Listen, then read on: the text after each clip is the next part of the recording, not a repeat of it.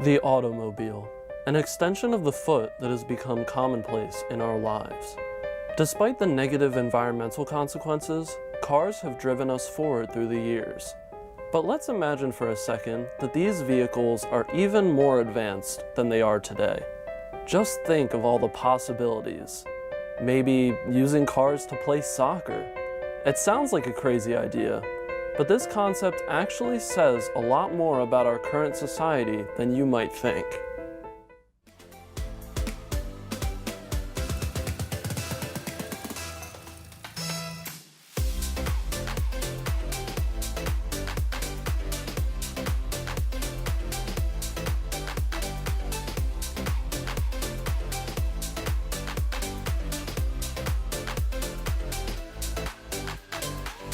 This is Rocket League. Released in 2015 by Psyonix, the game combines driving with soccer in order to create a fun experience for both casual and competitive players alike. This game also serves as the perfect embodiment of an all-in-one spectacle. Sports and video games are often seen as separate entities. However, and especially with multiplayer games, the only real difference between the two is the amount of physical activity. For Rocket League, the parallels to the sports world are a bit more obvious than some other games. Are there teams? Check. Stadiums? Check. Goals? Check. Fans? I mean, if you count egg people, sure, check.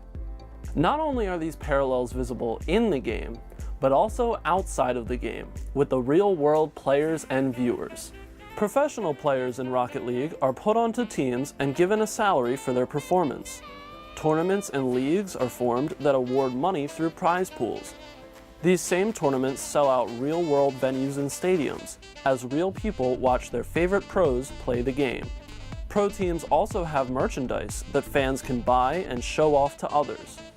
A lot of these things sound awfully similar to most sports organizations present today. Now, with most sports, competitive play does take place below the professional level, and the promise exists that hard work and dedication can get you to the top. Rocket League is no different. The top teams compete in the RLCS, or Rocket League Championship Series. Right underneath that is the RLRS, or Rivals Series. Now that we've covered team-based play, let's talk about the individual. Before, we noted how matches in Rocket League are between a blue team and an orange team.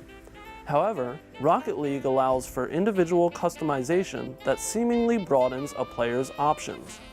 Your car doesn't have to be orange or blue. It doesn't have to have a certain set of wheels or any other items.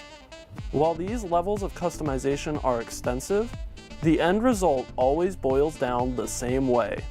No matter what your car looks like, you are either on the orange team or the blue team. Your rare items won't make you any better at the game. The fact that these cosmetic items cost additional money aside from the cost of the game itself adds insult to injury.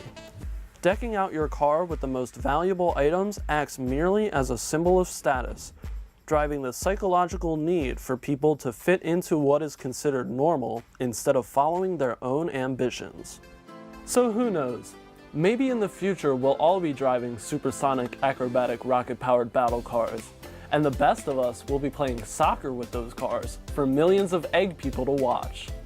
But for now, Rocket League is a nice break from reality that actually hits closer to home than you might think.